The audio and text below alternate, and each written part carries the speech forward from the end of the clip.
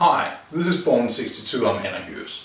Last week I was talking about the cable drag curl using a one-arm version, an exercise that can be used on its own.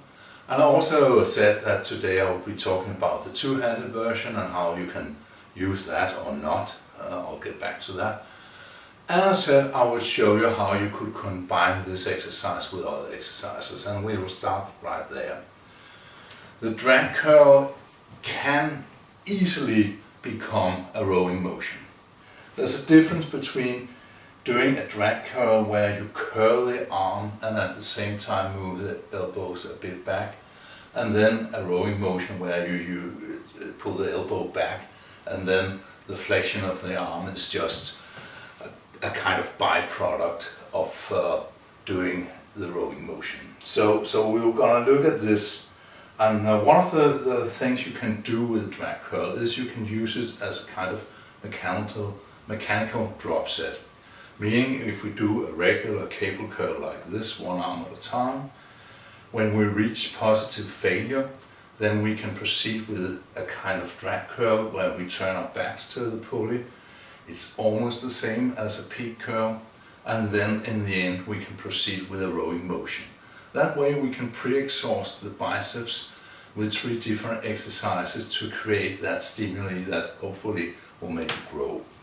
So I'm not going through to complete positive failure, but if you see I'm standing like this, doing a regular curl here, and when I get to a point where I cannot do this exercise any longer, I'll simply turn around and do the drag curl version like this.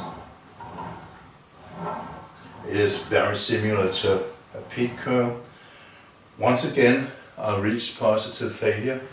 I can turn around once more and do a kind of rowing motion where it's the lats and the rear delt that is going to do most of the pull, but because my biceps is completely exhausted, it will still be working very hard, and will probably be the biceps that will be the weak link in this and stop the exercise.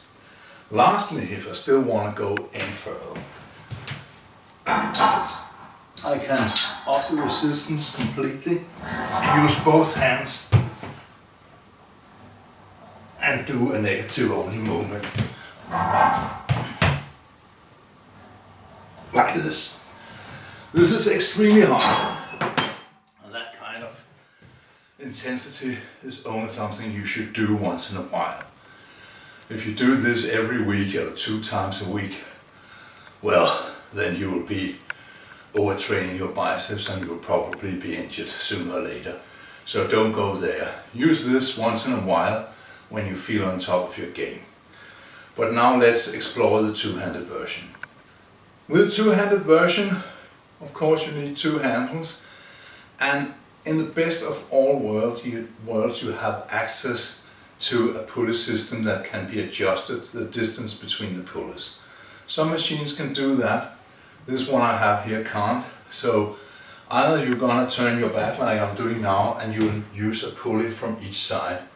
And as the pulley system comes from the outside and in, it's very hard to do a real drag curl.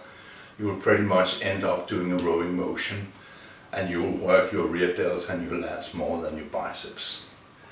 So in order to make it work for the biceps, I have taken 2 handles and put them on a chain like this. And it's not ideal.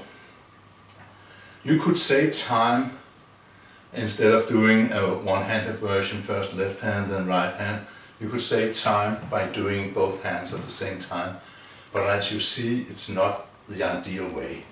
Because of the pull is in the middle of the chain, it's hard to get into the position and do the curl the right way. There's not much resistance down here, it's only in the top point.